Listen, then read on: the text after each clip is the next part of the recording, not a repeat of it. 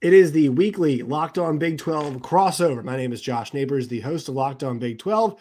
Tonight, Jake Hatch, the host of Locked On Cougars, and also Stephen Simcox, the host of Locked On Horned Frogs, discussing more about the latest news in conference realignment. The Pac-12 has a couple targets, San Diego State and SMU. We'll share our thoughts on the Pac-12 moves and what they mean for potential Big 12 conference realignment. You are Locked On Big 12, your daily podcast on the Big 12 Conference, part of the Locked On Podcast Network, your team every day. Once again, Josh Neighbors here, Locked On Big 12 podcast. Jake Hatch of Locked On Cougars and Stephen Simcox of Locked On Horned Frogs. You can find all three shows wherever you get your podcast and on YouTube as well. We are brought to you all today, as you guys can see, by the FanDuel Sportsbook, the number one sportsbook in America. FanDuel.com/lockedon. Make every moment matter more. You get that no sweat first bet for the Super Bowl. So, guys, I kind of gave my thoughts about what the latest news we had, and that's that, the San Diego State conversation has been happening for the Pac-12 for a while. The SMU conversation is beginning now. And as this show is going to be out on Thursday on Locked On Big 12. So if you guys are seeing this, that means that George Kliavkoff, Pac-12 commissioner, I'm sure some other members of the Pac-12 brass have toured Southern Methodist University near Stephen in Dallas, Texas. They have seen all the wonders that they have to offer, what the ponies have, and they're weighing a move. And so, Steve, I want to ask you your thoughts about this, about what, for people who don't know, so for an Iowa State fan or for an Oklahoma State fan or, just UCF, whoever else, BYU fans as well, what is the dynamic in the Dallas, Texas market when it comes to SMU and TCU, SMU and other schools? I mean, how much of a foothold in the market do they really have? How relevant are the Mustangs? They don't, is the short answer. I mean, this end of story. This is an amazing turnaround. Like George Kliavkoff, I can't remember what was that quote at Media Days last summer, Josh. Like Brett Yormark said, the Big 12 is open for business, and no thanks, we're not shopping for any of your teams. Yeah, he said now. No thanks. He said we haven't decided. So George Kliavkoff said we haven't decided if we're going to go shopping there yet. Mm-hmm. And now he is talking to SMU about joining the Pac-12. Now, listen, make no mistake, this is great news for SMU. I mean, this is a place, if they end up in a Power 5 conference, granted that the Pac-12 keeps that foothold out there on the West Coast, then that's a huge win for them. I mean, this was a program post-death penalty that really has not been real relevant. I mean, the Sonny Dykes era, they were able to kind of top out at being a team that won 8 to 10 games a year, and they've definitely grown some. But I think the biggest leap they're going to have to make is the facilities. I mean, you look at SMU, they have one of the best high school stadiums in the state of Texas, but there's some growth and some room to improve there. And as far as Dallas goes, Dallas, Texas is a pro sports town. But it's just what it is. The Cowboys, the Mavericks, the Rangers are always going to take precedent. From a college standpoint, there's a lot of – and TCU fights the struggle as well. There's a lot of Texas fans in the Metroplex. There's a lot of OU fans, Texas Tech. I mean, you have people from all across the country that settle in DFW and work there and live there. And so, we saw TCU, and Tech fans got real mad about this, but TCU didn't allow people to buy single-game tickets to the football game for, Texas Tech, or the basketball game for Texas Tech, because there's so many Tech alumni that try to overrun the stadium. And so for a smaller private school like SMU, it's a real battle. Now, if they're good and they start winning, sure, some people in the Dallas area are probably going to hop on the bandwagon. They're right there in Highland Park, which is a really, affluent neighborhood in Dallas, Texas. They're wealthy alumni that want SMU to be good, that want, the football and basketball programs to be similar to what they were back in the 70s and 80s. But they are still a long way away from that. And it's not true. If the Pac-12 is going to say that by taking SMU, they're somehow getting a footprint in Texas and taking the Dallas-Fort Worth market, it's just false. I mean, it's not in any way a relevant thing to say. And they don't have any sort of stronghold on the Dallas sports fan and, the people that are consuming sports media in that area.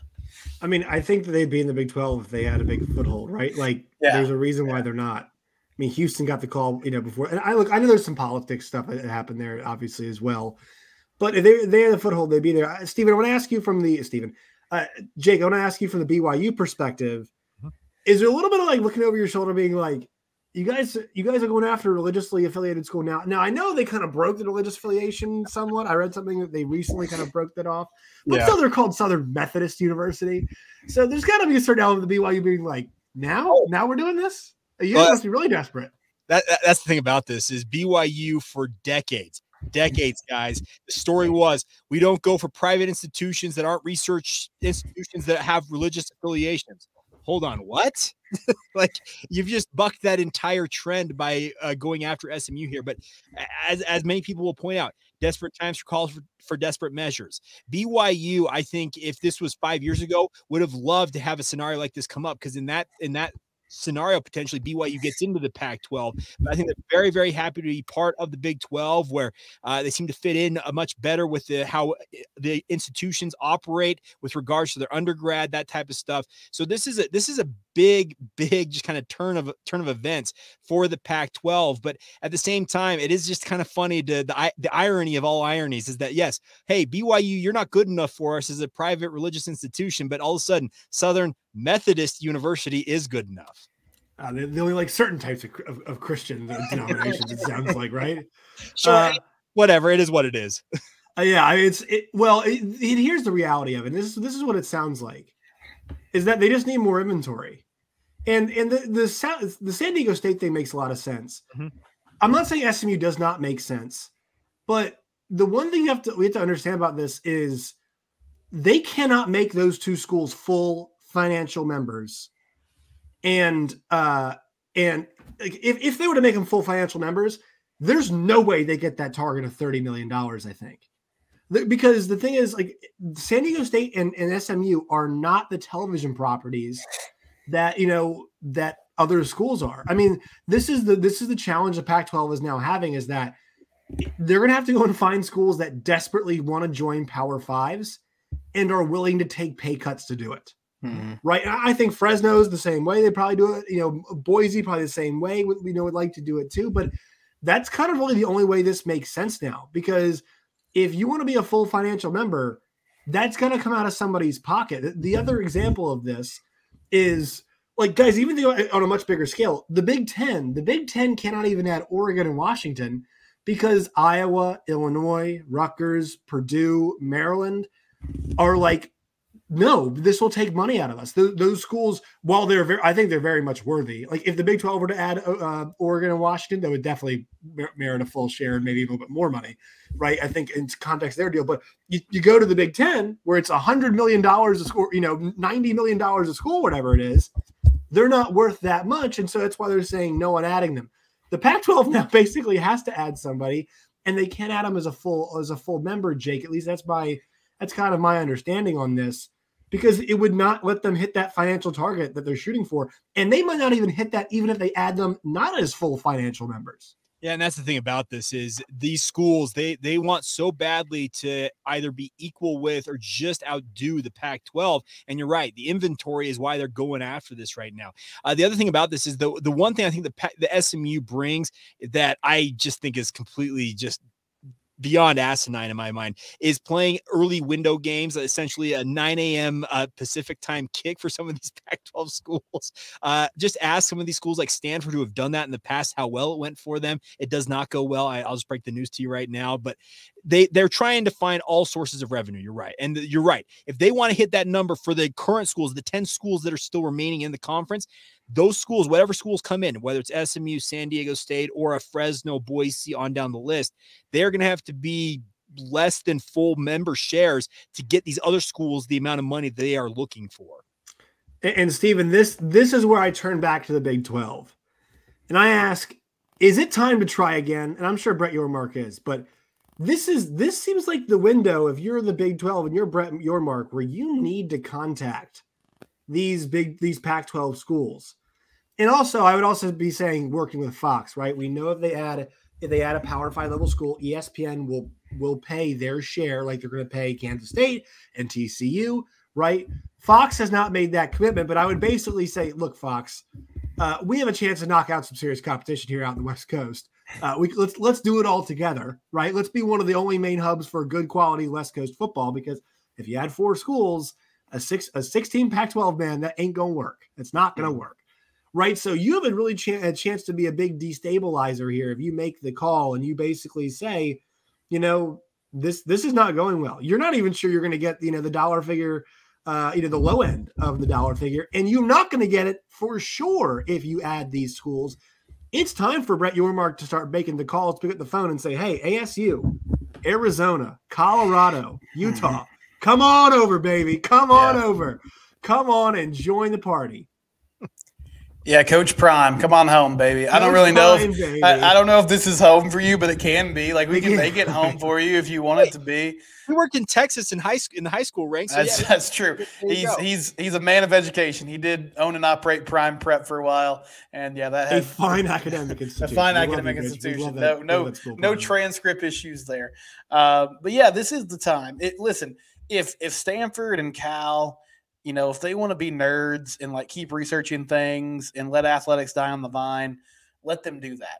But for these corner schools like Arizona State, you're not fooling anybody. You're a party school. Come to the Big 12, be good at athletics. Arizona, come on to the Big 12. Colorado, same thing. Utah, come on.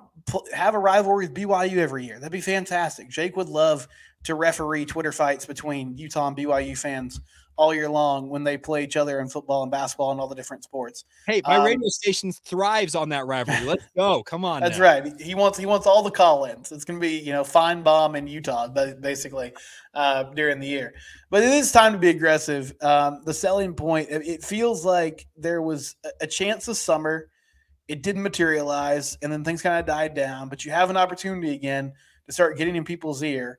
If you want to explore like some of the basketball only situations, you can do that too. But I think the more valuable, from a content standpoint, from a money standpoint, the more valuable thing to do is, as you said, Josh, try to find a way to get these 4 corner schools and really start to weaken the Pac-12. Make them try to add more Group of 5 teams if they want to, but put pressure on, Washington and Oregon to make a move or explore their options by taking schools that are readily available. And I think they have to listen to you right now. So this is a good time to start chatting people up.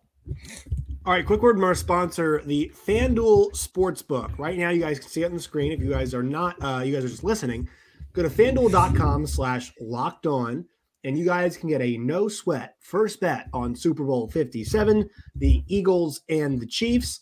You guys can get up to $3,000 back in free bet. Let me tell you guys something. I am a FanDuel man. The best interface, pound for pound. And I have used all the apps. I have used state-specific apps. I have used the national apps. FanDuel by far is the best interface. It's really not close. It's easy to use.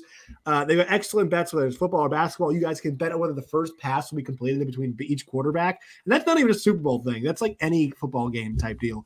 In basketball, you can bet if there will be 2 made threes in the first 3 minutes of games. That's one of my new favorite bets. You guys can find all of that stuff over at the FanDuel Sportsbook. Make every moment matter more with the FanDuel Sportsbook. So, guys, this is an interesting point here. And thinking about money, sure, money's always number one. But this is now also, I think, a visibility conversation. Dennis Dodd's reporting, guys, over half of that package is going to be a streaming package. Does Jeff Bezos eventually get a cable television channel? I'm not sure. I mean, maybe. I feel like cable still got a strong hold, but obviously Amazon, I think, is very much like we are the future, right? And so, I'm not really sure how it goes, but for right now, Amazon is not on a majority of televisions, right? It's not on a majority of televisions. 40. The last number I saw, 42.5% of the internet connected homes in America have Amazon Prime. So less than half. Right, less than half. And I also mentioned this, and I mentioned this about my family. God love them; they're great, and I'm sure you guys probably have some people in your life like this too. Accessing it's pretty easy to access, but people don't know how to access it, right? No. Like that's the one thing about it, and my and parents also, still can't figure out ESPN Plus. God bless them. Like right. they it still just confuses them when there's a basketball game on ESPN Plus. Right. True story. I'm supposed to go over and hang out with my 89-year-old grandpa and get him set up on his streaming. He bought a Roku and he's like, I need to learn how to work this. I'm literally going over in the next couple of days to sit down with him and go over this. You're right. It goes to that point. Very few people of the older generations than millennials, above millennials, essentially, they're not all that familiar with how streaming is going to work. If they're going to do this, what the Pac-12 is going to do is going to go down. They are going to have to get very familiar with it very quickly. And the one thing too about these games is, I mentioned this about the Big 12 games. Like when it comes to Big 12 basketball, you guys can complain. All the fans out there, y'all can complain all you want about some of your big games being on ESPN Plus. How many big games do you play in a Big 12 basketball season? Like approximately 25, it feels like, right? I know there's only 18. You only play 18 right now. It's 18 conference games, but like you play 10 ranked teams, or 11 ranked teams, or you're playing an NCAA tournament team 14 of the 18 games, right? So not all of them are going to be on Plus. You know what I mean? It's not how it's going to work. Like for all the ESPN Plus games, there are like two or three basketball at least. There are like 2 or 3 that are on ESPN or ESPN2 or ESPNU. And Fox Sports, there's no direct to consumer Fox Sports thing, right? Like it is, it's not, Fox Plus. It is it's Fox, it's Fox Sports 1, and they really don't put a lot of games on Fox Sports 2. Like it's not really, I don't really haven't noticed that a whole lot. Rugby mainly, I think. Maybe they will for Big 12 games and Big 10 basketball because they have BTN and there's no BTN, obviously there's no Big 12 network type deal. But like I don't think we're going to see that. That's the issue with Amazon, right? Is you're on Amazon Prime. Big Monday is also on Amazon Prime, right? So, now you could be on ESPN, but like it's not the same network, right? So like while you might be on ESPN Plus, you are going to be also on ESPN. With Amazon Prime, you're just on Amazon Prime. And it looks like over like half of their inventory, guys. Half of their inventory. And I'll tell you what, on a crowded college football Saturday, I know we're locked into certain games, but if you're just channel surfing, the one thing you cannot do, and this is a problem I'm a channel surfer guy, you cannot toggle between Prime and channels. It takes some going between to do, right? Like you have, and the internet apps take longer to load. And then say the ESPN Plus too, but like you cannot toggle between the internet apps. They can toggle between ESPN, ESPN2, ESPNU, Fox, Fox Sports 1, ABC. Like I can just hit my last button. You can't do that. At least I don't think you can. I've got 3 different TVs. You can't do that. So, Jake, how much of a problem do you think this is going to be? If I'm at Pac-12 schools, this is going to be part of the calculus too. Is visibility? It's obviously a part of the conversation. It's how visible you're going to be. There are many experts out there who predict in the back, like later on in the decade, that streaming will overtake cable and become the dominant way to consume sports. But right now, it's not that way. Cable still dominates. Linear TV still dominates. And that's the thing about this is if you're going to put, as Dennis Dodd reported, if you're going to put more than half of your games, speaking of the Pac-12, on a streaming platform, you are cutting your visibility quite significantly. And that's going to be a massive concern for Pac-12 fans across the board. They're going to have to deal with, either having multiple TVs in their living room to catch the other games they want to watch, or they're going to have to be very good about understanding it's going to take 20 seconds to go from one app to the other to catch whatever game they happen to want to flip between. So it's a very, very fine line you're walking here. Yes. Could the Pac-12 end up being ahead of the curve when it comes to streaming? Yes, but it's going to cause some early consternation amongst all their fan bases if that's how it's going to go down. They're also still traumatized from the Pac-12 network.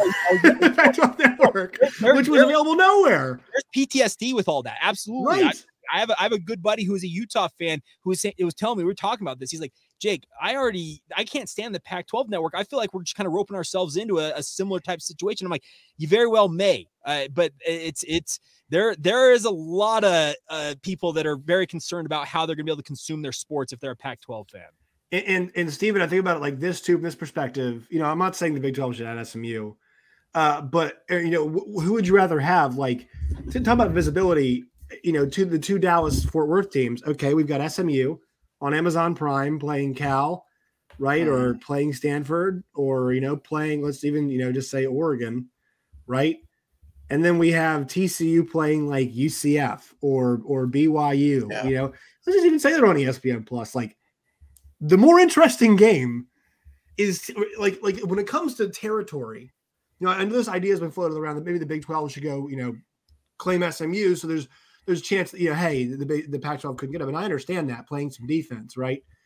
But they don't need to do that. They really don't. Like, the Big 12 they've got the more, you know, there's only two colleges, the big colleges that are in DFW. It's TCU, it's SMU. And the Big 12's got the right one right now. They do. And I mean, you know, we've kind of fleshed this out, but just the accessibility of getting casual people who are just flipping through the channels on a Saturday afternoon.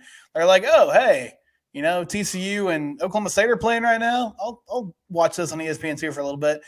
That's not going to happen. Like, you're not going to have somebody in Amazon Prime like watching Marvelous Mrs. Maisel, and then they're like, oh, wait, SMU cows popping off right now. Let me turn over here and see what that's all about before I watch, you know, another episode.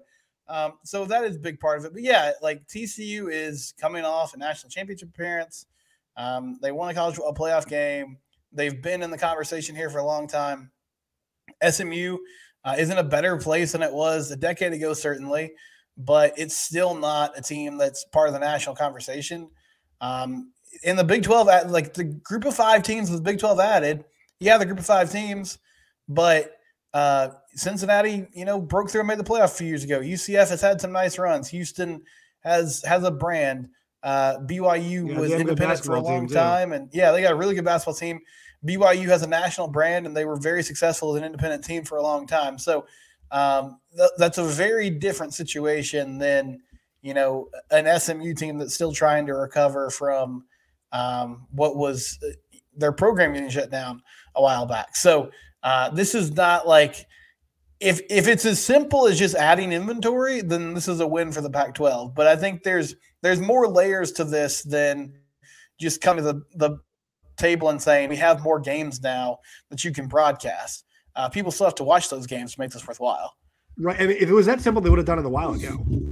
Yeah. Right. Like, this would have been done earlier if this made much more sense. So, and I've maintained this. I still think the Pac-12 gets a television deal done.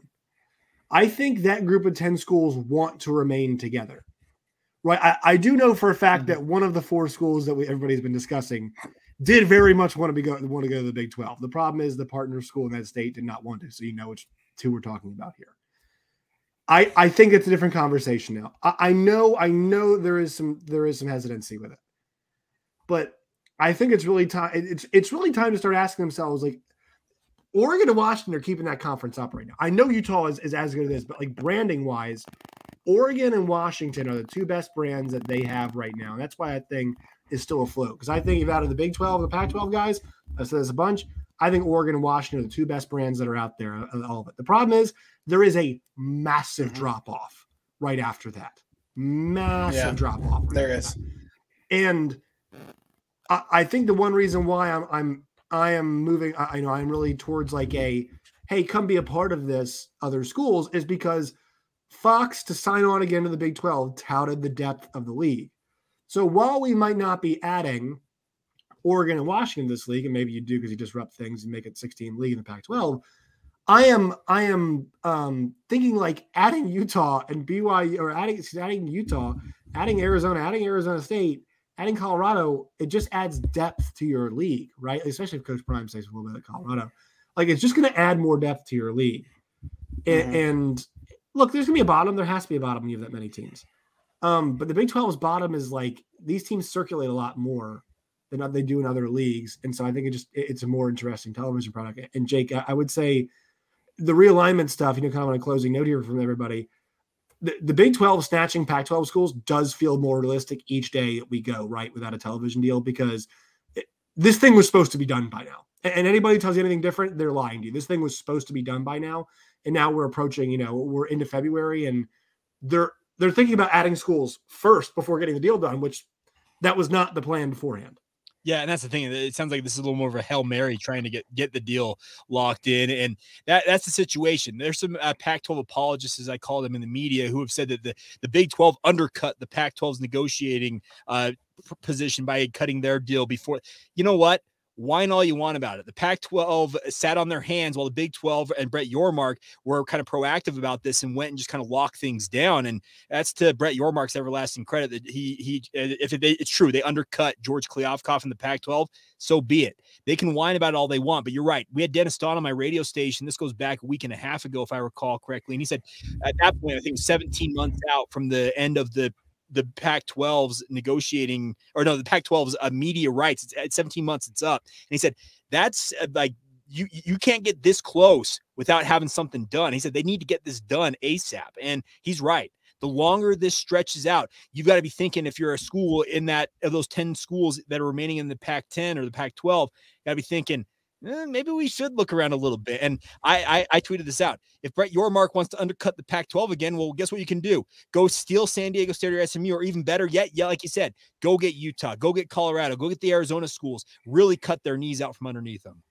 Yeah, and Steven, I mean, it feels like at this point, like, go ahead and add them, but that's not, it's just giving you 12 teams. Yeah. It's all. I mean, once I still feel like a deal's getting done, but what leverage do they have? I know ESPN probably wants to put Washington and Oregon on their channel, but like at what cost, right? Like we don't. You guys don't really have a lot of leverage as the clock ticks on you. No, I mean if you want to do SMU and San Diego State a favor by adding them, then that's great. That's not really going to move the needle. But the only way this really works is if, as you said, Josh, they're going to add them as an unequal revenue share. And if somehow they can twist the money to where, it gets close for everybody else, it gets close to a Big 12 type deal because SMU and San Diego State's taking such a big hit initially. But I think people are still going to snip this out and understand that this was a desperation move.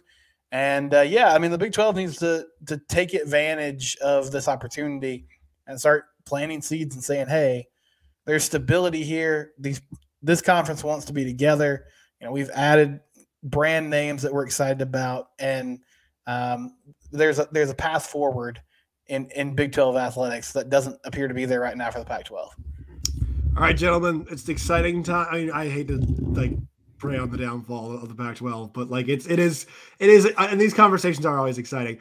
All right, Jake, where can people find you and your work and all of its variety? All things BYU, just search out Locked On Cougars wherever you get your podcasts. Also available on YouTube, just like this show is.